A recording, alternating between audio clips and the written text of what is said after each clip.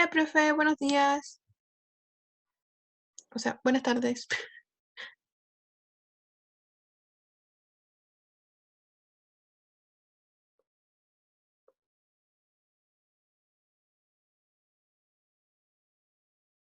Buenos días, buenas tardes ya.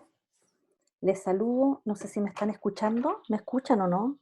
¿Me escucho, Sí, la profe? profe, Sí, profe, te escucha. buenas tardes. Buenas tardes, Javi. ¿Me escucho o no? Sí.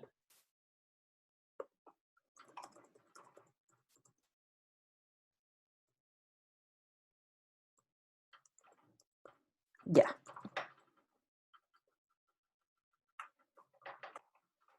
Escucho tanto silencio. Parece que la profe no nos escucha a nosotros. Sí, ahora sí, escucho perfecto. Ahora sí, Ya. que todos le dijeron que sí y no escuchó nada. Nada, ahora sí lo escucho. Es que ayer tuve un problema con estos audífonos y se me olvidó y me acordé cuando me los puse recién. Estoy haciendo la admisión de los compañeros que se van uniendo. Se me olvidó preconfigurar el acceso para que no tengan que ir a la sala de espera, pero hoy día mismo se lo quito. Así que estoy esperando que ingresen los compañeros para partir la clase.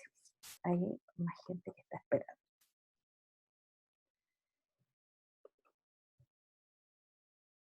Ya.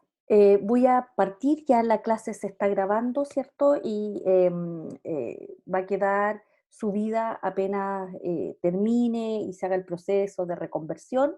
Mientras tanto, ¿cierto? Yo en el aula les dejé todo el material para la sesión de hoy día, que está dividida en tres momentos. El primer momento es un momento donde yo voy a hacer revisión del texto de la teoría de la comunicabilidad, que es el texto de Giovanni Parodi. Es una clase más bien teórica, pero que nos va a servir para discutir, ¿cierto?, acerca de estas primeras aproximaciones conceptuales a lo que implica eh, eh, entender la comprensión lectora, para luego, en un segundo momento, después de la pausa de almuerzo, trabajar en un taller de elaboración de preguntas para que ustedes vean cómo se trabaja la elaboración de preguntas de comprensión según un modelo que es el que vamos a trabajar esta semana, que nos va a hacer, ¿cierto?, tomar un texto que ya está también subido al aula y van a tener la posibilidad de que leamos ese texto, que leamos una parte de ese texto, porque es una novela infantil, y podamos empezar ya a em, entender cómo se configura una pregunta que lo que espera, ¿cierto?, es recoger información sobre la lectura que están haciendo, ¿cierto?, nuestros estudiantes. Y en un tercer momento, que es un momento de naturaleza asincrónica, ustedes van a tener un quiz abierto, que es un quiz que tiene 10 preguntas acerca del texto de Parodi, que no es un quiz así que tiene como objetivo pillarlos si leyeron o leyeron, sino que lo he pensado fundamentalmente como una guía de lectura. ¿Por qué? Porque usted efectivamente, ¿cierto?, va a poder hacerlo si tiene la posibilidad, con el texto a mano, ojalá habiendo ya leído el texto, evidentemente, porque si no, empezar a leerlo para contestar es un desafío para cualquiera. Entonces, van a tener un plazo amplio para contestarlo dentro de este día, ¿ya? Dentro de este día y en las horas asincrónicas que les voy a dar al final de la clase, pero quizá un poquito más incluso. Y la idea es que ustedes con esas preguntas puedan ir, ¿cierto?, mirando el texto en términos de sus ideas centrales. Un texto que de todas maneras vamos a discutir hoy día y este control, ¿cierto?, va a quedar abierto. Yo creo que lo vamos a abrir a las 15:50, que partiría el último bloque y va a estar abierto hasta las 6 de la tarde para que usted pueda trabajarlo. Luego vamos, en la semana siguiente, vamos a discutir algunas preguntas y ya, ¿cierto?, avanzamos hacia la siguiente lectura. Entonces, pareciera que en este minuto no va a ingresar nadie más. Em, si se me pega, porque me acaba de poner un mensaje mi computador que dice su conexión a internet es inestable, si cualquier cosa llegara, yo me llegara a caer, se me llegara a cortar la señal, me vuelvo a conectar inmediatamente. Así que no se preocupe, porque me ha pasado varias veces esta semana. Bien, entonces vamos a partir hoy día. Yo les voy a compartir mi pantalla. Quiero mostrarles el aula primero, ¿ya? Yo ya subí el material del aula en esta pestaña que es Unidad 1, Comprensión Lectora. Ahí se tienen que dirigir. Si ustedes se fijan en las otras pestañas, aún no hay nada. Profe, ¿puede ver el chat? Sí, demasiado cortada. Sí. ¿Todavía me escuchan cortada o no? Ya sé por qué. Es que se me cambió la señal a un celular que está con Wi-Fi en mi casa. Me estoy cambiando a la otra señal. Ya, ahí me cambié de señal. ¿Ya? No sé si me escuchan ahora, sin que esté cortada.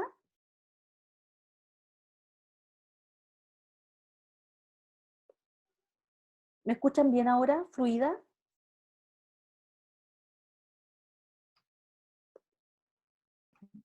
No, profe, a mí se me Mejor, corta, profe, pero no sé Ezequiel. si es internet o... A ver, voy a hacer una prueba. Déjenme ver. Es que, profe, hay ratos que se escucha muy bien y hay ratos que ya se corta mucho. Y se corta y se escuchan solamente sílabas o letras. Ujú. Bueno, lo que les pido es que en esos minutos ustedes me lo hagan saber lo más pronto posible para que yo pueda hacer algo. Lo que hice ahora fue que me cambié de red de internet. No sé si me siguen escuchando cortada. No sé si me Ahí pueden... está bien, profe. Ya, listo. Entonces, ahora se escucha. Gracias, Valentina. Ya, bueno, son las condiciones, mucho más no puedo hacer, se los digo, pero sí se me había cambiado, el computador agarró otra señal y ahora tomé una señal que es más estable. Entonces, cualquier cosa yo cada rato estoy mirando el chat. Bien, entonces lo que yo les quería mostrar ahora, sí, era el aula, ¿ya? Em, Voy a buscar el compartir pantalla. Eso. Ahora sí, les voy a compartir mi pantalla, ¿ya? Y voy a abrir el aula, les estoy mostrando el aula. Allí yo les he dejado la clase anterior, ¿cierto? Está subida. Y les he dejado la ruta de la semana, una semana del 15 al 19, que tiene como resultado de aprendizaje conocer los principales enfoques y modelos teóricos acerca de la enseñanza de la comprensión lectora, la escritura y la oralidad. El resultado es amplio, pero vamos a trabajar solo lectura. Vamos a revisar un modelo y un enfoque de enseñanza de la comprensión lectora y el texto que nos corresponde hoy día revisar, ¿cierto? En esta primera parte es la teoría de la comunicabilidad, notas para una comprensión integral de la comprensión de textos escritos. Tenemos esta evaluación asincrónica en línea que va a quedar como un check si está hecho o no. Y tenemos además el primer taller de elaboración de preguntas de comprensión lectora. Entonces ahí está súper definido todo lo que nos corresponde hacer hoy. Estoy admitiendo a un estudiante ya. Luego están los materiales de apoyo, que son el PPT, que yo voy a usar en este minuto y que tiene algunas ideas relevantes acerca de este primer enfoque teórico que vamos a revisar hoy día. Luego están los materiales para el taller, está el texto aquí de Judy Moody, que es el texto con el que vamos a trabajar, que lo tengo por ahí en papel para que mostrárselos. Y estoy mirando el chat. Profe, mi internet me bota de la sesión. Intentaré estar conectada, pero probablemente tenga que ver la clase después. Ok, ya, mensaje recibido. tenemos un Padlet en el que vamos a subir las preguntas que elaboremos del texto de Judy Moody, y luego está el cuestionario del texto de hoy día. Cuando ustedes entren ahí, ¿cierto? Van a encontrar 10 preguntas, que son 10 preguntas que son de la estructura básica del texto. Bien, vamos a partir entonces la clase de hoy día, y lo primero que yo quiero que discutamos, ¿cierto? Es que en todos los textos que ustedes van a leer acerca de lo que implica leer, probablemente van a encontrar varias definiciones distintas, ¿cierto? Dependiendo mucho de la perspectiva en que adopte quien escribe ese texto. Pero en términos generales, ¿cierto? Cuando uno mira lo que pasa en el aula infantil, ¿cierto? En el aula de primero a sexto y luego séptimo y octavo básico, lo que ve fundamentalmente es que la comprensión lectora se asocia a un conjunto de preguntas que están más bien orientadas, ¿cierto?, a chequear lectura. Chequear lectura. Chequear lectura quiere decir que, por ejemplo, los profesores y las profesoras dan un libro del plan lector, y luego las pruebas que hacen de esos libros, ¿cierto?, que han dado y que el estudiante ha leído en su casa, eh, eh, no se vuelven a trabajar nunca más hasta el día de la prueba. Debe ser una experiencia, ¿cierto?, que ustedes vivieron mucho en el colegio. El profesor les daba una lista de libros y decía, en marzo toca tal libro, del libro nunca más se hablaba, el libro nunca más estaba en el aula, y solamente, ¿cierto?, recordábamos el libro, probablemente la clase antes de la prueba, en que el profesor decía, recuerden que la próxima clase hay control de lectura.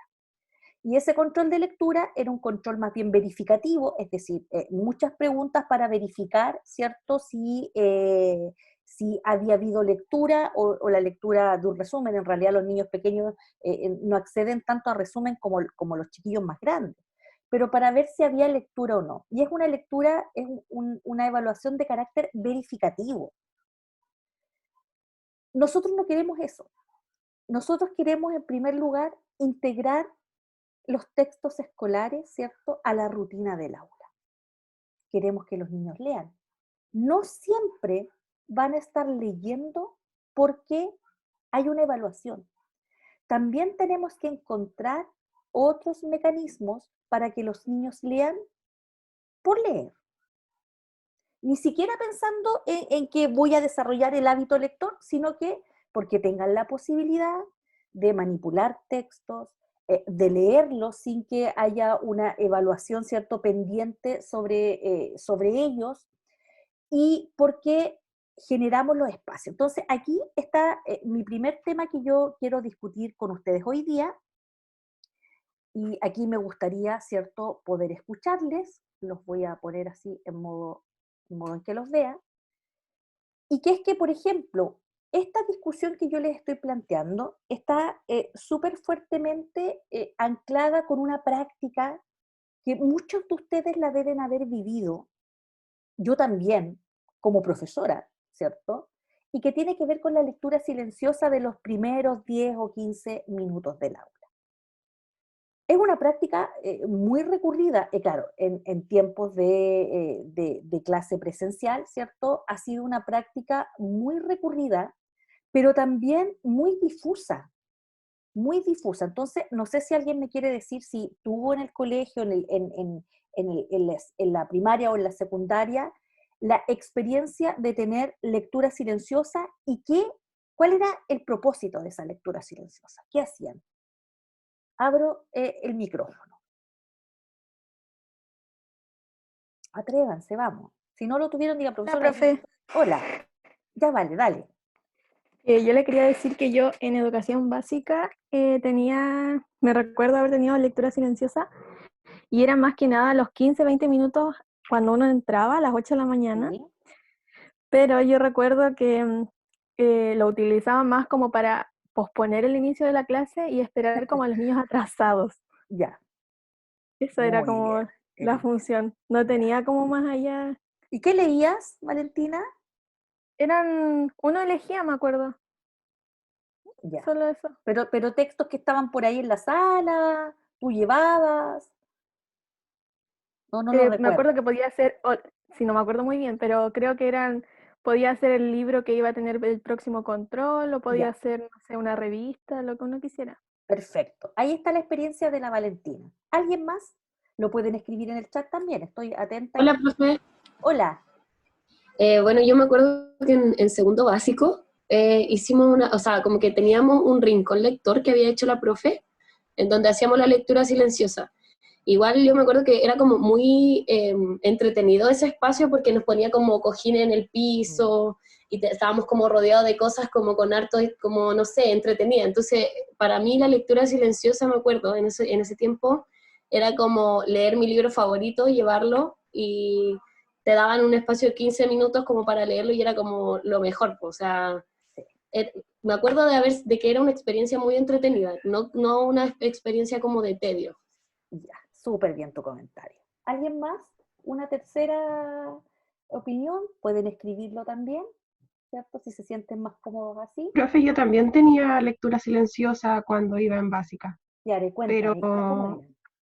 mi profe decía que era para mejorar la comprensión Ya. y nos hacía leer textos que estuvieran dentro de los libros Ah, del ya, estudiante, cualquier asignatura. perfecto. Entonces leíamos cualquier extracto y después lo comentábamos. De los textos escolares, ya. Sí. Ya.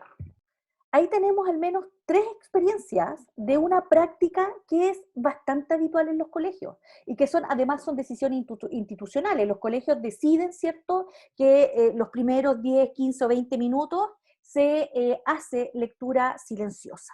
LSS la llaman algunos, lectura silenciosa sostenida, qué sé yo. Ahora, si ustedes se fijan, son 3 prácticas distintas.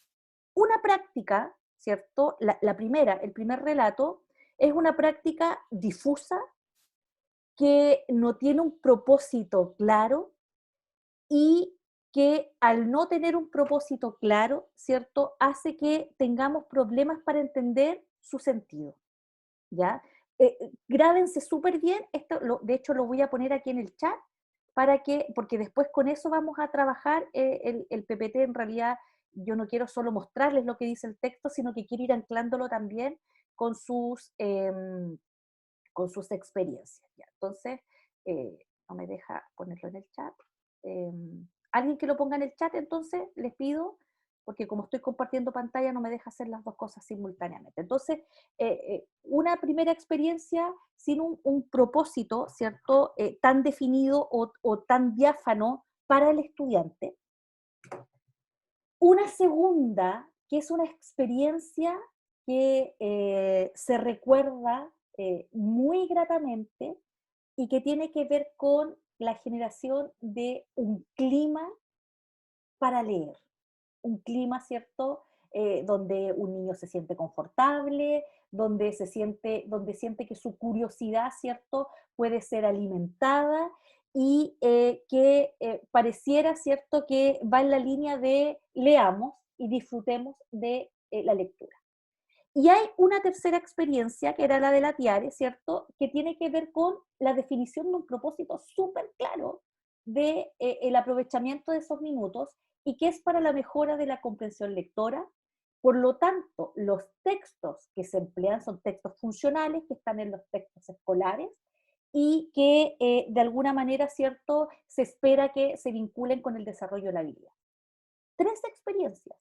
Podría tener yo aquí, no sé, hay 20 y tantas personas conectadas, podría tener 20 experiencias distintas o 15, suponiendo que hay algunos que no vivieron esta experiencia.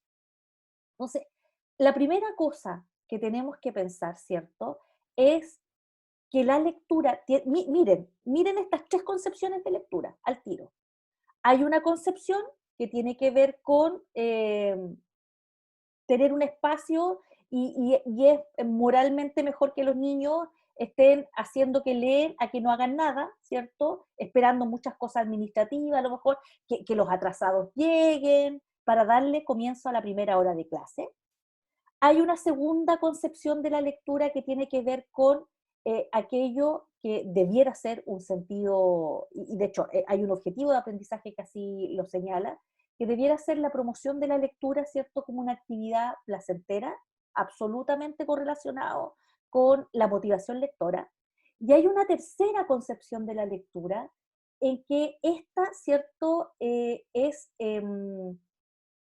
una herramienta para la mejora académica, porque probablemente, ¿cierto?, la profesora, el profesor que les decía, ya vamos a leer los textos escolares, lo que está esperando es que eso tenga un efecto, ¿cierto?, en mejores comprendedores, mejores estudiantes, más éxito académico. ¿Ya? Entonces, hay tres concepciones de la lectura súper distintas y que todas son lecturas, de mejor calidad, de menor calidad, con más propósito, con menos propósito. ¿Qué es lo que sí vamos a descubrir? ¿Ya? Y aquí, entonces, voy a mostrarles el PPT. Me dicen si lo ven, porque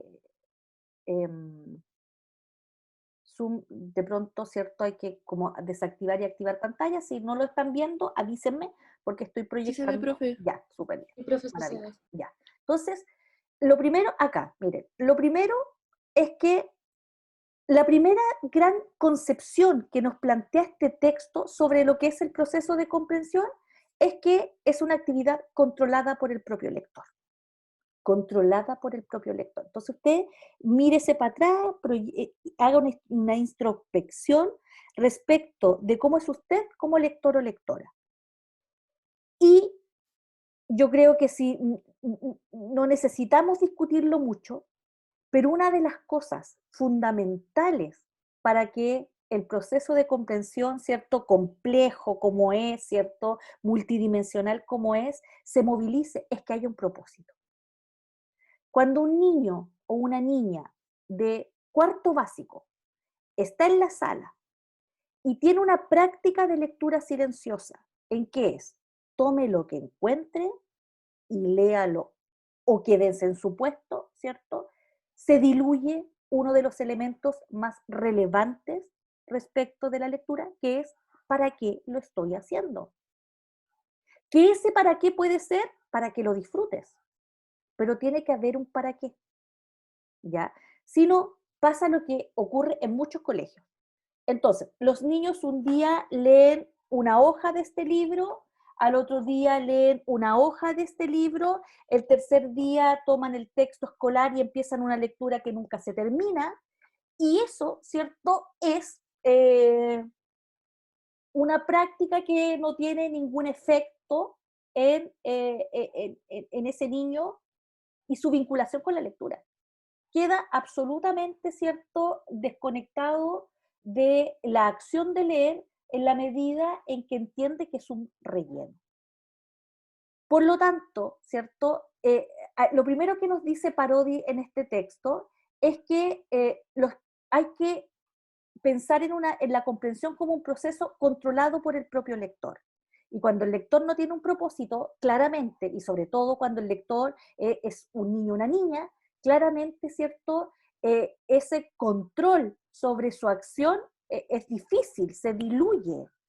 ¿Qué hago yo entonces? Soy un niño y tengo que leer. No traje el libro, no traje ningún libro de mi casa.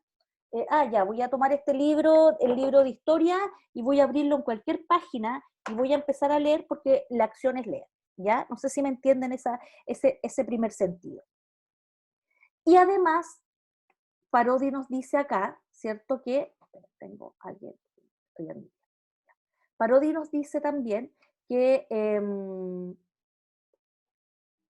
junto con esta idea del propósito, que no la dice así Parodi, en realidad lo digo yo y hago esta conexión con las experiencias que ustedes relataron sobre lectura silenciosa, ¿cierto? También señala, y esta quizá es un aspecto de su teoría, ¿cierto?, en el que confluyen muchas otras, es que la lectura también es un macroproceso, así le llama. O sea, cuando habla de un macroproceso, está diciendo que es un proceso de orden superior, ¿cierto? Si nosotros pudiéramos verlo en términos taxonómicos, ¿cierto?, la comprensión lectora es un proceso de orden superior, un macroproceso, y es macroproceso porque tiene muchos procesos también pequeños, multidimensional. Profe, Dígame. al ser un macro proceso, como todos los procesos, yo creo que tienen que tener como una base o algo inicial. ¿Esto podría ser la lectura más que la escritura y la oralidad? Sí, sí, a pesar de que este mismo autor tiene varias investigaciones donde señala que lectura y escritura comparten un sustrato de habilidades, ¿ya? Yo diría que la primera transferencia que se hace es de la oralidad a la lectura, ¿ya? De la oralidad a la lectura. Pero cuando él está diciendo que es un macro proceso, lo está mirando en términos de que la lectura es un proceso que tiene una serie de subhabilidades, ¿ya? O de procesos que son más pequeños. Por ejemplo, lo que yo les mostraba la semana pasada con el modelo de doble cuerda. El desarrollo de la conciencia fonológica, ¿cierto? Es un conjunto de subhabilidades que van a permitir la decodificación. Y la decodificación es un proceso que tributa a este macro proceso de la comprensión lectora, ¿ya? Y además dice que es multidimensional, multidimensional. Y aquí alguien me escribió un correo muy bonito la semana pasada preguntándome, profesora, ¿qué implica que sea psicosociolingüístico? Era la pregunta.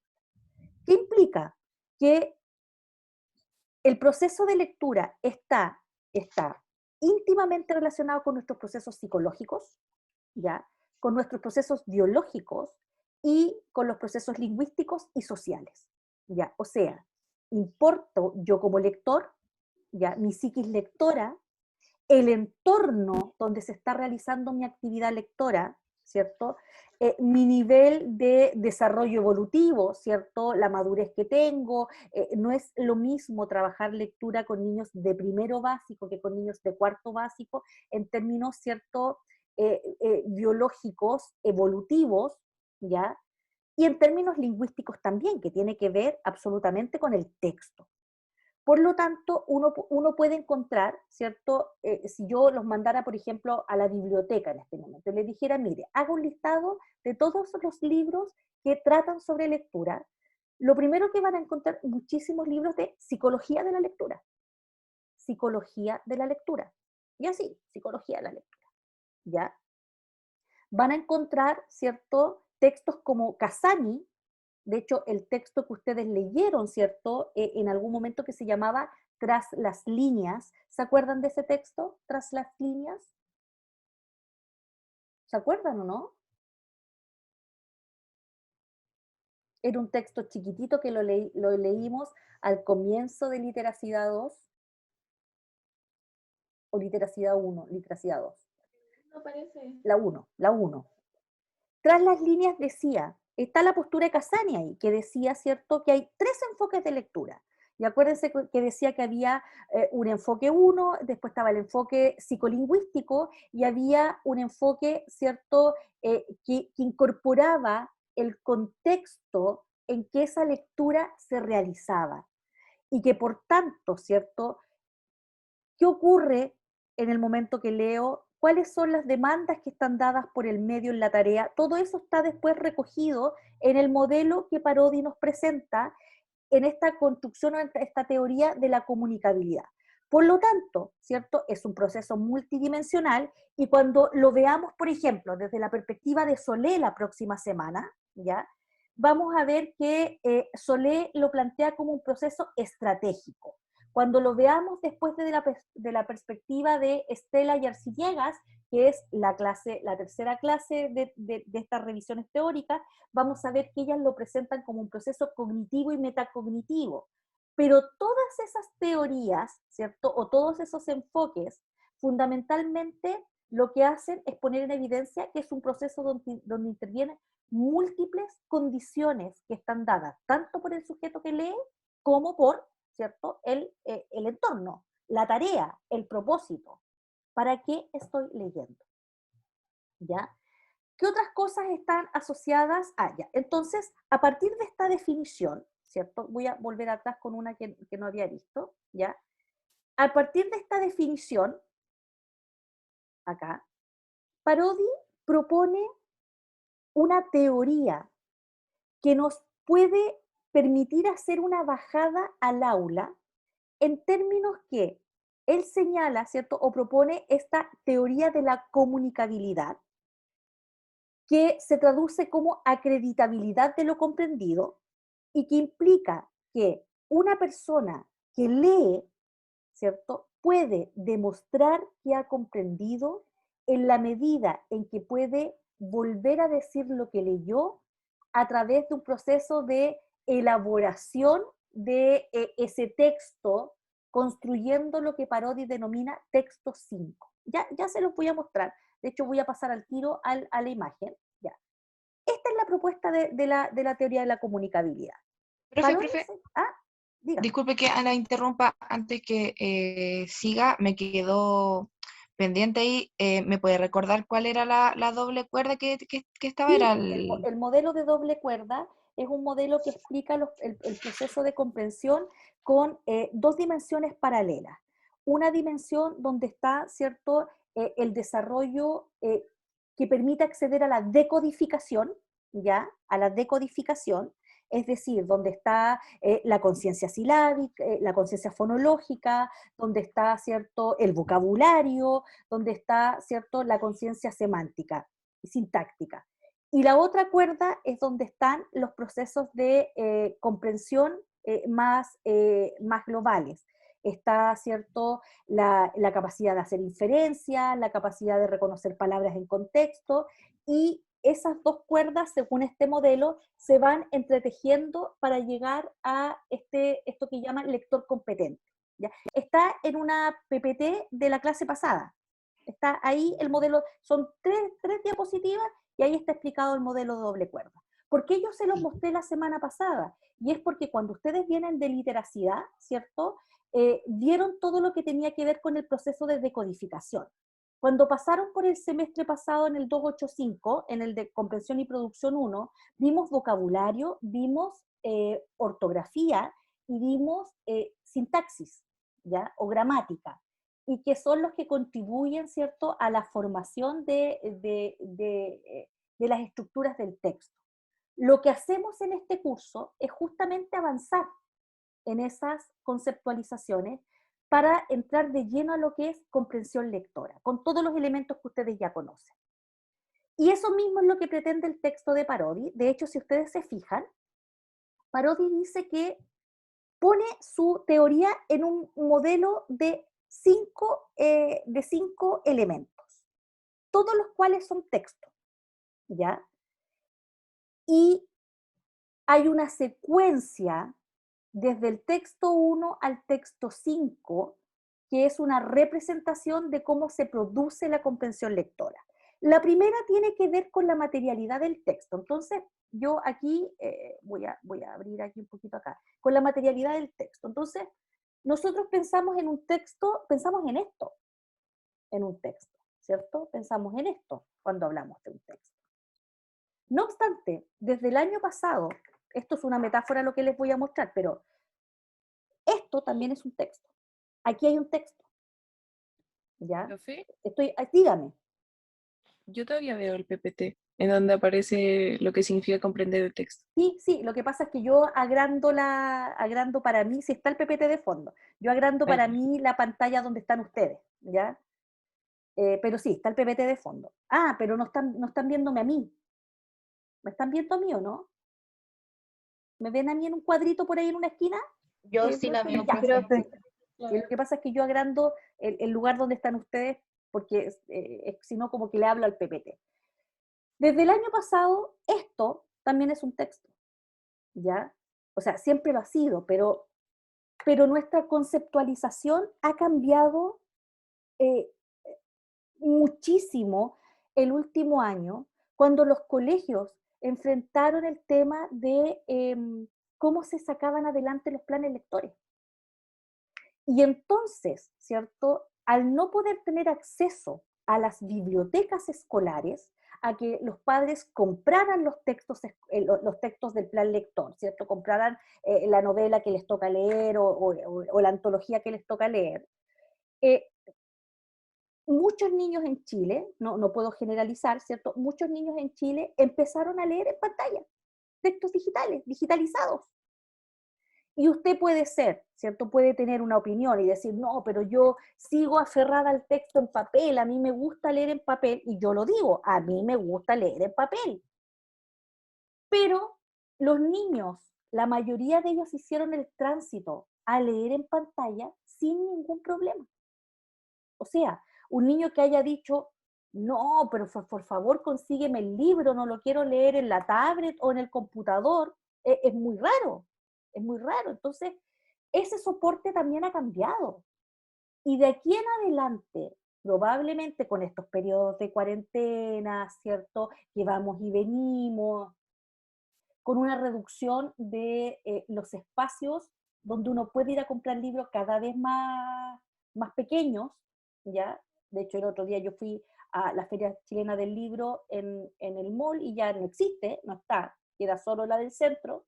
Fui a buscar un texto para mi hija, a un caballero que lo vendía en la feria artesanal, que compra y vende libros escolares y uno le lleva y le compra, tampoco estaba. Entonces, hay una dificultad de acceder al libro en papel, y ese libro en papel y su formato digital, ¿cierto? Hoy día son el texto 1 también. Y los niños acceden a ellos sin problema. Y es más, hay muchas editoriales que hoy día están viendo un espacio allí para generar cada vez libros más atractivos en estos formatos digitales, incluso, ¿cierto?, con realidad aumentada. Yo les conté, creo, la semana pasada, que había visto a la gente de Caligraphics, que es la que tenía estos libros de caligrafía, ¿cierto?, tan usados en los colegios, aburridos por lo demás, ¿cierto?, donde el niño ya en la mitad del libro era lo mismo, con muchos textos sin mucho sentido. Y Caligraphics se pegó como dicen, un upgrade, se pegó un salto a poner sus libros en formato de realidad aumentada. Y yo los vi. Profe, Dígame. disculpe, hay una compañera que está tratando de entrar.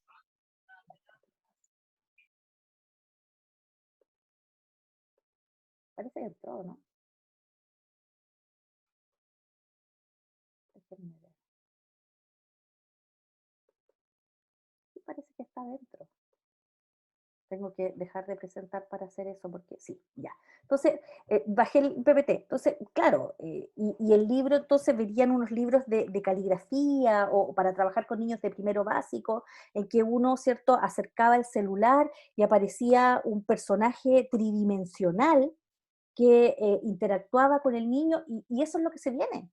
O sea, ustedes van a tener que estar súper preparados para pensar en que estos recursos se vienen incorporando al aula, que los profesores vamos a tener que eh, combinarlos en el formato físico del papel, pero también en las tablets, en los recursos con los que algunos colegios cuentan. Y que cuando yo hablo de tablets, ¿cierto? No estoy hablando de los colegios particulares. Hay programas, ¿cierto?, donde a segundo básico les llegan tablets, qué sé yo. Entonces, lo primero que señala Parodi acá, y aquí voy a volver a compartirles la pantalla, estaba la Andrea, que parece que se cayó porque ya había entrado antes. Una de las primeras cosas que señala Parodi entonces es que cuando nosotros hablamos de comprensión, el texto 1, al que le llaman este circuito, es el texto en formato papel o digital, el soporte en el que se lee, ¿ya? Para pasar a un texto 2, o sea, el texto 1 es esto, no depende del lector, no depende del lector. El texto 1 es un soporte físico, pero el texto 2, del que habla Parodi, es esta representación mental que el lector hace del texto. O sea, aquí el lector empieza a interactuar con el texto que está leyendo. En la medida en que lo lee, ¿cierto?, se va formando una representación de aquello, ¿cierto?, de lo que el texto trata. Y empieza la elaboración de significados iniciales de lo leído, ¿ya? Quienes somos lectores expertos, ustedes, yo, sabemos que en la medida en que un texto es árido de leer, vamos a necesitar probablemente más de una lectura para la construcción de los significados iniciales de lo leído. Ya, yo les daba un ejemplo al otro paralelo ayer, respecto, por ejemplo, del texto que nosotros leemos en Teoría y Planificación Curricular, que muchos de ustedes lo están cursando ahora, que es un texto que leemos siempre al inicio de ese curso, que es el texto de Kemis, se llama El currículum más allá de la teoría, y es un texto súper duro en la primera lectura. Los chiquillos lo leen, los que están conmigo lo leen y tenemos que discutirlo mucho, tenemos que escudriñar mucho en él para hacer esta primera representación de lo leído, ¿ya? Es decir, hacemos el tránsito de la decodificación, que es la información superficial que está en el texto, a la construcción del modelo de situación. Es decir, ¿cuál es la interpretación de ese texto de acuerdo a su contexto, de acuerdo a mis conocimientos previos? ¿Qué es lo que ocurre muchas veces en las salas de clases? La lectura se queda aquí, en este estadio. Entonces, todas las preguntas para los niños son, ¿de qué color era la capa, cierto? Que llevaba la Caperucita Roja, que es una redundancia, evidentemente, ¿ya? ¿De qué llevaba en el canasto Caperucita? ¿Dónde estaba la casa de la abuelita? ¿Ya? ¿Qué le dijo su mamá antes de salir de la casa? Entonces, muchas veces en las salas de clases la lectura se queda en este nivel, en este nivel. Y las preguntas que hacemos de la lectura son siempre sobre información superficial, que es la que está en la superficie del texto y que se llama código de superficie. ¿Ya? Después cuando hagamos el taller, esto es súper relevante. Código de superficie. Nos quedamos en el código de superficie. Pero llega un momento, ¿cierto?, en que un lector, a medida que se vuelve un lector experto, que es lo que ustedes tienen que hacer con sus niños y niñas, ¿cierto?, es posible pensar en que esto está planteado así casi metafóricamente, pero llega el momento en que ese lector establece un diálogo consigo mismo mediante la interrogación, el pensamiento reflexivo y la metacognición. Aquí es decir así como, oye, esto interesante, no lo entendí bien, a ver, voy a volver a leer, cómo se conecta esto con lo que ya leímos en clase, qué hago cuando tengo dificultades para avanzar en un párrafo. Es decir, el lector, ¿cierto?, se vuelve consciente, hace un proceso, como dice acá, reflexivo y metacognitivo de sus capacidades frente al texto. Y esto se trabaja con niños. Por ejemplo, cuando nosotros con los niños trabajamos la estrategia de interrogación de textos, los movemos del 2 al 3. Del 2 al 3. ¿Ya? O sea, aquí el lector estratégico es el que puede seguir avanzando en la lectura y que no abandona y que se aproxima, ¿cierto?, a lo que implica leer y comprender un texto. Luego de eso, ¿cierto?, es posible, o en el esquema de Parodi, aparece un texto 4, dice texto que se verbaliza y se comunica a otro, deja de ser una representación personal de lo leído y se transforma, ¿cierto?, en un mensaje comunicable a otro. Es cuando yo le digo al niño, ya, ¿me puedes decir de qué se trató lo que estabas leyendo? Y el niño dice, sí, mira, esta era la historia de un padre, ¿cierto?, que tenía 2 hijos, y entonces este lector, usted, yo, ¿cierto?, podemos verbalizar nuestra comprensión del texto. Pero esto no ¿Profe? termina, dígame. El texto 3 es que es cuando uno va como comprendiendo Sí. el texto a medida que avanza. Por ejemplo, el libro Cree en ti, como de autosuperación y autovaloración, es como que a medida que voy leyendo digo, este libro se trata de Claro, esto, ¿o no? Ah, ya. justamente, esto, sí, pues, esto en realidad, ahora, voy a usar tu mismo ejemplo, ¿ya? Voy a usar tu mismo ejemplo para el texto 5. Mira, en el texto 5, queda medio cortado acá abajo, dice, el lector construye un nuevo texto a partir de las etapas anteriores. Entonces, ya, yo leí el libro Creo en ti, que es un libro de autosuperación, ¿ya? Hice, ¿cierto?, todo el procedimiento, le estoy contando a alguien de qué se trata el libro y luego le digo, pero mira, yo creo que lo que se señala en este libro, ¿cierto?, no es para un lector como yo, ¿ya? Porque en realidad yo no creo en esto, yo creo solamente en el trabajo duro, esta cosa me suena, ¿cierto?, muy metafísica, y además de haber pasado por los procesos anteriores donde tú tienes plena conciencia de qué es lo que leíste, puedes también integrarlo a tu propio esquema de mundo. No sé, si yo les diera a leer una obra controversial, por ejemplo, estoy pensando, a ver, ¿qué obras controversiales podrían haber leído ustedes? Chuta, que en los colegios en realidad se cuidan mucho de leer obras controversiales. No sé, si yo les diera un texto que hablara sobre el nazismo, ¿ya? Y que fuera desde una perspectiva, ¿cierto? Desde una perspectiva, ¿cuál es la palabra? Em, de de no juicio al nazismo. Usted lo leería, ¿cierto? Haría todas las conexiones, lo podría aprender y podría decir, bueno, y a mí me parece además que este libro, ¿cierto?, está lleno de inconsistencias respecto a la manera en que presenta, ¿cierto?, la historia del movimiento de nacionalsocialismo, etc. O sea, usted además, en el texto 5 lo que hace es integrar ese texto a sus propias estructuras de conocimiento, a su conocimiento de mundo, ¿ya? A su conocimiento de mundo. Y es lo que permite en el modelo que vamos a trabajar en la hora que viene, en las preguntas que se denominan modelo de situación, ¿ya? Es como cuando yo les estoy leyendo a un niño, ¿cierto? Un libro como este, El vampiro vegetariano se llama, es un título, ¿cierto? Un texto que dice, atrás dice, a casa de Lucía y Tomás se va a vivir un vecino nuevo, el señor Lucarda, alto, delgado, de unos 40 años, siempre viste de negro y nunca habla con nadie. Sus ojos oscuros y penetrantes parecen escrutar los pensamientos de la gente. Hay personas que viven aisladas y tienen costumbres extrañas. Las sociedades las marginan por eso. ¿Son los vampiros gente así? Ya, entonces eso es una reseña, ¿cierto?, del texto, un texto para niños de 9 años.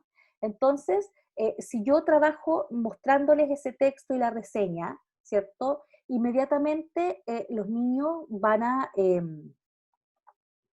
entablar, ¿cierto?, juicios respecto de, por ejemplo, lo que significa vivir en aislamiento, ¿ya? Entonces, lo que señala Parodi es que el proceso lo grafica como 5 momentos, a los que le llama textos. Texto 1, texto 2, texto 3, texto 4 y texto 5. Y cada uno de ellos representa un nivel de lectura. Una lectura, ¿cierto? Está el texto. La primera lectura es una lectura de decodificación. Luego hay una lectura que permite, ¿cierto?, entablar una conexión con el texto, hacer preguntas, probarnos si hemos comprendido lo que ha leído. Luego hay otro nivel que tiene que ver con que yo puedo contarle a otro de qué se trataba lo que leí.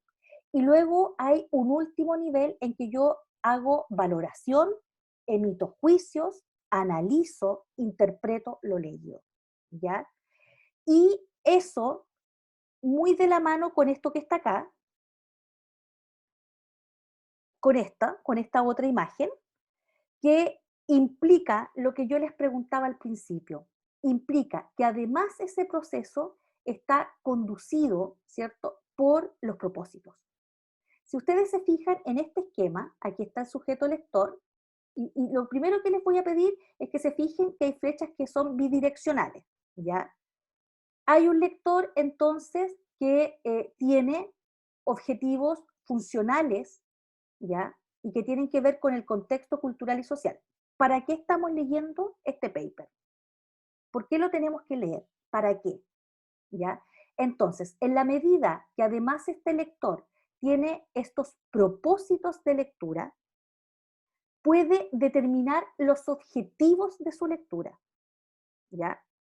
tengo que leer porque la profesora quiere que discutamos acerca de los distintos enfoques de la comprensión lectora. Ya, entonces, me voy a focalizar en la lectura de este texto y lo voy a hacer de determinada manera.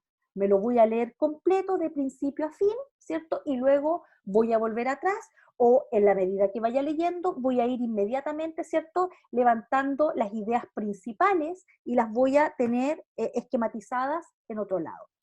Pero esto surge en la medida de que un niño tiene el objetivo claro, ¿ya? Y estos objetivos de lectura, el cómo lo voy a hacer y qué voy a hacer, me permiten a mí ajustar las estrategias de lectura, ¿ya? Si tengo que leer eh, eh, estoy pensando como un niño, ¿cierto? Si tengo que leerme la novela del plan lector que toca este mes, o si tengo que leerme las 20 páginas que me dio el profesor de historia que tenía que leer en el libro, tengo que leerme, ¿cierto?, toda la historia de la colonia en Chile, que está en el libro Historia, en la medida que tú tengas claro el propósito, va a permitir ajustar las estrategias de lectura. ¿Cómo leo esto? Que son las que vamos a ir viendo en el clase a clase. Y esas estrategias de lectura muy de la mano con lo que es con los géneros discursivos. No leo de la misma manera un poema que la noticia en un diario. ¿Puedo hacer un resumen de un poema, por ejemplo? ¿Se hacen resúmenes de poemas? Yo creo que no, po. No. No. Alguien que estuvo en el colegio y que en sus controles de lectura el profesor de lenguaje muy inspirado le dio un libro de poesía, alguien llegó a preguntar, oye, no me leí el libro, ¿me lo puedes contar? ¿Se puede contar? No es posible, no es posible, ¿cierto? Yo te puedo decir, mira, aquí hay un poeta no sé, pues, que escribe sobre la infancia, supongamos que hablamos de Gabriela Mistral, que habitualmente en este libro escribe sobre la infancia, qué sé yo, pero no es contable. Por lo tanto, los géneros también van a permitir que yo ajuste mis estrategias de lectura. Y probablemente aquí, ¿cierto? Uno piensa al tiro en que si yo me leí un texto, supongamos que ustedes tuvieron que leer un ensayo en el colegio, no sé, un ensayo literario, sí puede venir otro y le puede decir, oye, ¿de qué se trataba el ensayo? Y va a ser posible comunicarlo de esa manera, ¿ya? Por lo Profe, tanto, dígame.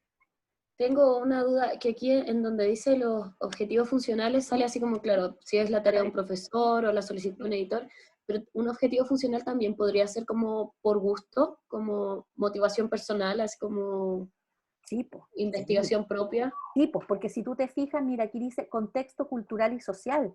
Es Ah, en ya. el fondo tu entorno. Lo que tu entorno, ¿cierto? Te motiva o te mueve a hacer. Por ejemplo, un niño puede estar leyendo, ya yo voy a empezar a pelar mi cable con la J.K. Rowling, entonces está leyendo los Harry Potter y resulta que sabe que el libro número 5, ¿cierto? Tiene, no sé, ¿cuántas? 700 páginas, un libro para niños, ¿cierto? Para niños, tiene 700 páginas y dice, ya, tengo que leerme la saga completa, ¿ya? Porque ese niño maneja, o un adulto, maneja el concepto de saga y sabe que una saga, ¿cierto? Tiene un inicio y un final. Las sagas no se dejan a media. Nadie que sea un seguidor de J.K. Rowling se podría haber quedado con las 3 primeras películas, pongámoslo en términos de película, o un lector ávido de J.K. Rowling se va a leer los 4 primeros libros y no va a querer terminar la saga. Entonces, sí, efectivamente, los objetivos funcionales pueden ser cumplir un ciclo, saber más acerca de un tema, ¿ya? Es como lo que pasa, por ejemplo, con los niños con los libros de dinosaurios. A los niños les encanta leer libros de dinosaurios y nunca son suficientes los dinosaurios de juguete o los libros de dinosaurios porque quieren saber acerca de esto, ya quieren saber. Y entonces tienen a mano un libro de lectura y dicen, ya, este lo voy a leer, pero primero voy a, no sé, estoy pensando en un niño de 8 años, primero voy a ver qué dinosaurios hay en este libro que no estaban en el libro que me leí anteriormente. Entonces sí, hay un contexto cultural y social que determina cómo vamos a leer. Ahora, generalmente en el colegio, y esta es una discusión larga, añeja, ¿cierto? Em, la lectura siempre está movida por fines evaluativos, ¿ya? Porque el profesor tiene que evaluar, siempre, en la universidad también. Entonces, estamos súper formateados a que leemos para decir que, o leemos para probarle a otro que hemos leído.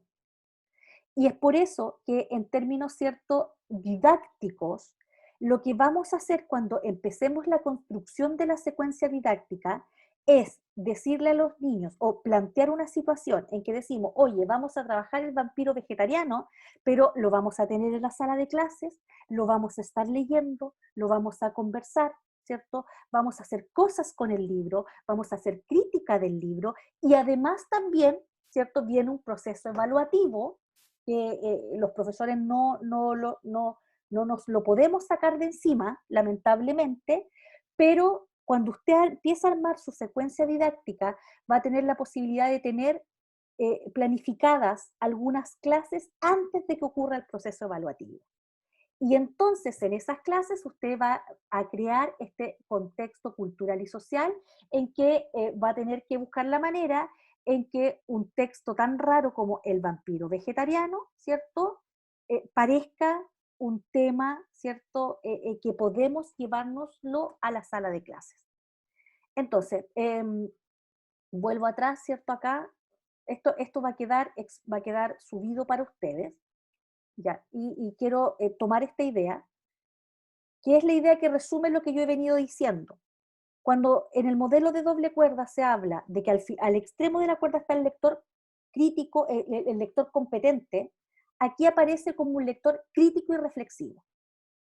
Un lector crítico y reflexivo, como dice Parodi, busca aprender a partir de lo que lee, evaluar el contenido del texto, identificar sus propias creencias y posturas y distinguirlas del autor del texto. Esa es finalmente, ¿cierto?, la meta o el objetivo de plantear un modelo de lectura como el que se está planteando acá. La búsqueda de este lector crítico y reflexivo, y para eso tenemos que tener la posibilidad de compartir el texto, de discutirlo, de hacernos preguntas, etc. Y lo otro que les quiero mostrar, pues aquí está esto clave que está dicho por Casani y que ustedes lo han leído, ¿cierto? Es que si vamos a plantear desde esta perspectiva una definición de la comprensión de un texto escrito, sería representarlo como este macro proceso de construcción intencionado a través de la cual el lector construye la interpretación de los significados intentados por un escritor, basándose tanto en la información del texto escrito como en sus conocimientos previos. Y aquí aparece, ¿cierto?, fuertemente anclado el rol del conocimiento previo, de acuerdo a un objetivo de lectura y a las demandas del medio social. Es todo lo que hemos venido conversando, ¿ya? Yo intento representar lo que un escritor dijo, y no siempre es fácil, no sé, si yo les pusiera en este minuto un texto de Kant, ¿cierto? De Kant, el filósofo, no sería fácil, no son textos fáciles.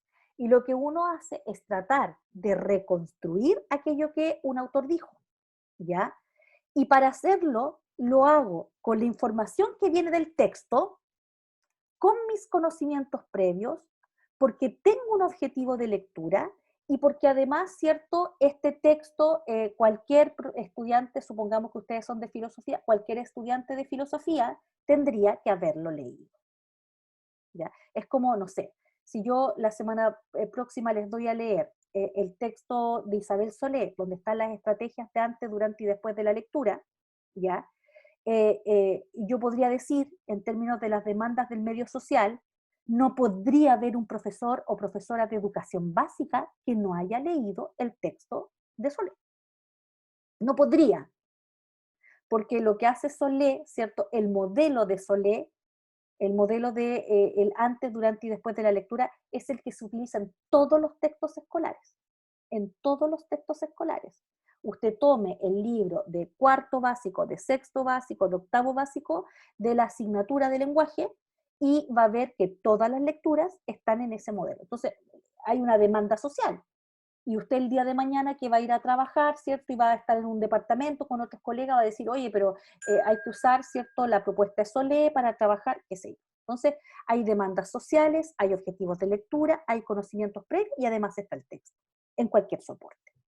Entonces, eso básicamente, no básicamente, eso en términos como muy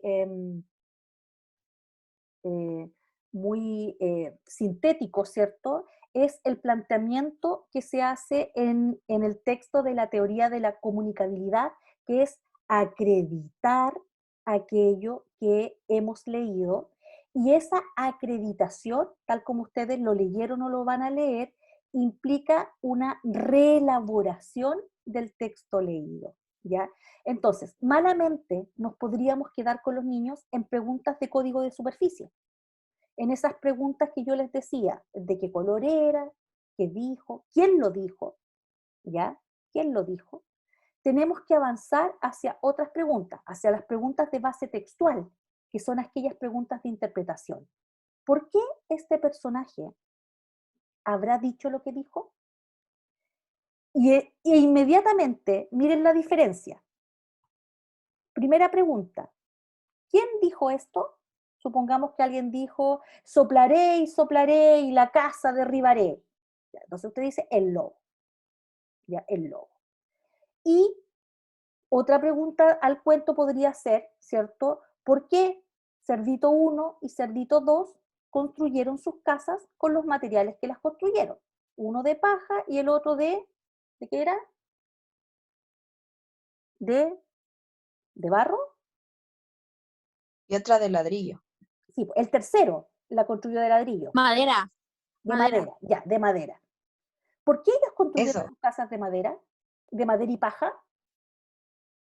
Entonces dice, ya, es como...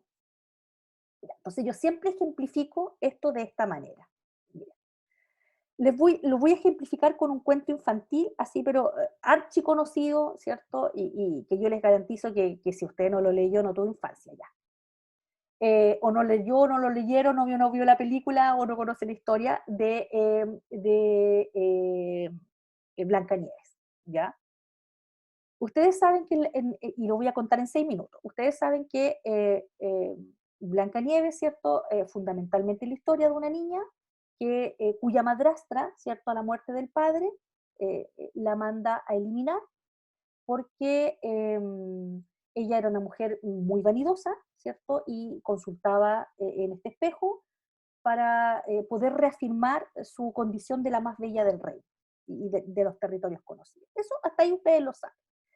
Y lo que hace, ¿cierto? Esta mujer, esta reina, un personaje muy complejo, ojo, porque en los cuentos infantiles siempre los antagonistas son los personajes psicológicamente más complejos, ella lo que hace es mandarla a matar, ¿ya? Entonces le pide un cazador que la lleve a algún lugar y la haga desaparecer. Hasta ahí la historia, ¿ya? Y luego ella sobrevive, se va al bosque, conoce a estos personajes, ¿cierto? Y la bruja se entera, envenena una manzana, cambia su apariencia, va y la hace comer de ese fruto, ella cae en este estado de somnolencia, ¿cierto? Parecido a la muerte, hasta que llega un joven apuesto y la saca de ese trance, ¿cierto? Y finalmente ella termina recuperando su reino, qué sé yo, y feliz para siempre. Hasta ahí estamos claros. ¿Qué se les suele preguntar a los niños? ¿Qué fruta comió? Ningún niño va a decir que comió un melón, ¿cierto? Se comió una tuna. ¿Por qué? Ya, podemos hacer preguntas de código de superficie. ¿Qué fruta se comió? ¿Cuántos eran los enanos? ¿Cierto? ¿qué hicieron los enanos cuando la encontraron en la casa? ¿Ya? ¿A qué se dedicaban los enanos? ¿Eran mineros, qué sé yo? Ya, perfecto. Si yo les pregunto ahora a los niños y a ustedes, ¿por qué el cazador no la mató? Y uno dice, chuta, ¿verdad? Porque, ojo, un personaje que aparece 2 líneas en un cuento infantil es el que cambia el giro absoluto de la historia. Él la cambia. ¿Por qué no la mató? E hizo aquello que se dice en el cuento, que es que tomó, ¿cierto?, el corazón de un pajarito, de un venado, mató un venado, cazó un animalito, le sacó el corazón y se lo llevó en una cajita a la reina. ¿Por qué no la mató? ¿Qué ganaba con dejarla libre? Claro, pues díganme, ¿por qué no la mató?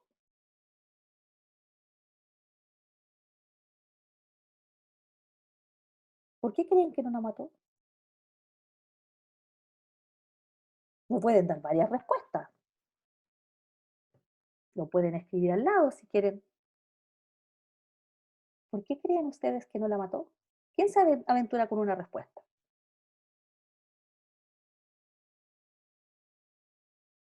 Profe, Karina está respondiendo en el chat. Ya. Ah, verdad, ya. Porque era muy bonita y no pudo matarla por su belleza. Ya. ¿Alguien más se le ocurre otra cosa? Yo me acuerdo que en la película al cazador le da como pena matarla y como que se compadece de ella. Ya, muy bien. Porque ponte tú que el cazador haya sentido compasión. Porque, ojo, era una niña. No era una mujer, era una niña. ¿Ya? Supongamos que el cazador haya sentido compasión y la dejó ir. Ya. Entonces, ¿y por qué habrá sentido compasión? Entonces tú puedes decir, a lo mejor él también tenía una hija, porque ella se veía como una niña muy inocente, porque hasta donde llegaron al límite del bosque, ella era súper confiada, pero ojo, no la mató, pero la dejó en el bosque. Y en el bosque es un lugar de alimañas donde probablemente, ¿cierto?, ella igual iba a morir. Igual iba a morir. Entonces, para no seguirle dando vuelta porque estamos en la hora, lo que les quiero señalar es que cuando uno, ¿cierto?, trabaja con los niños lectura, no puede siempre preguntarles cuál era la fruta que se comió, que es un ejemplo, ¿cierto? ¿Qué fruta comió? ¿Se comió un plátano? Alternativa A, comió un plátano, alternativa B, se comió una sandía, alternativa C, comió higos, alternativa D, comió una manzana. Sino que cuando yo, ¿cierto?, le planteo estas preguntas que se llaman de base textual, que permite hacer inferencias, decir, a ver, espérate, ¿qué fue específicamente lo que le dijo la reina? Le dijo que quería que le trajera una evidencia acerca de, cuando yo pregunto, ¿y por qué esta mujer estaba tan obsesionada con su belleza, si era súper poderosa, qué sé yo? Y cuando pregunto, ¿cierto?, por qué los enanos terminan cediendo, ¿cierto?, y terminan aceptándola, paso a otro nivel de interpretación del texto.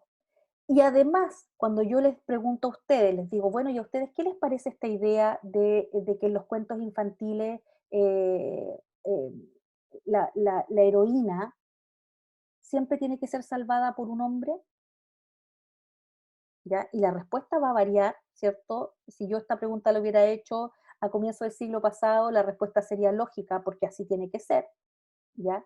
Y hoy día probablemente ustedes me escupirían en la cara si yo les planteara que las mujeres necesitamos ser salvadas por un héroe, que aparece además insípido, insignificante al final del relato, no tiene ningún desarrollo psicológico su personaje, solo un rostro bonito que llega y la besa, ¿cierto?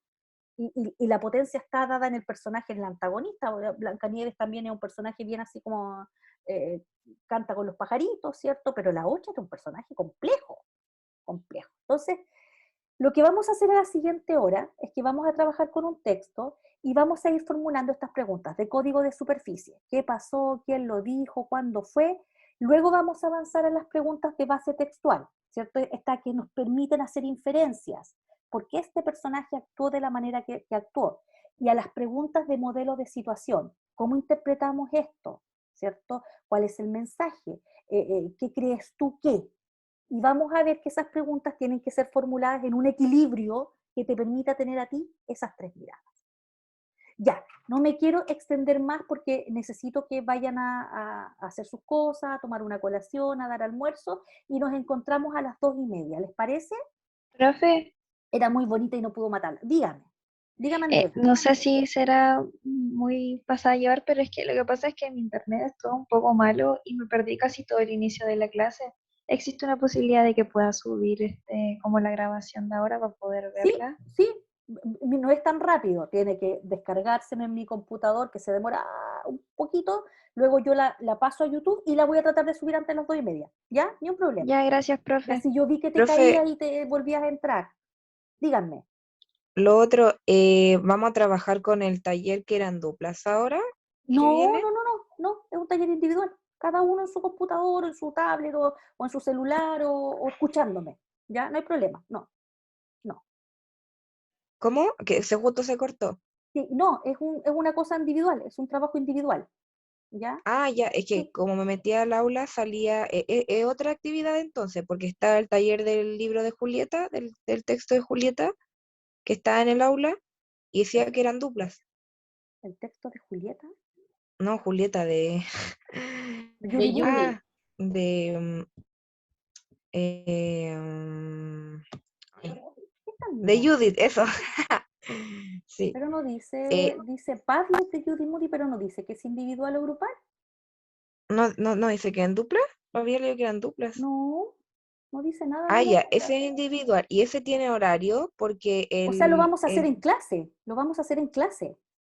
Yo les voy a Ah, dar un ya, minuto para que perfecto. ustedes se conecten al Padlet y empiecen a subir o las pueden escribir en el chat, lo vamos a hacer en clase. No es que se vayan a ir y lo tienen que entregar, no, lo vamos a hacer in situ, Ah, ¿ya? ya, y el taller, el cuestionario, que hasta las 7. Sí, eso es después. Eso es después. Ah, ya, Y ese es que lo estaba individual también. confundiendo. Sí. Ya, los dejo entonces para que vayan a comer algo y nos vemos en un ratito más. Gracias, Profe, profe. nos Ya, vemos. profe, gracias.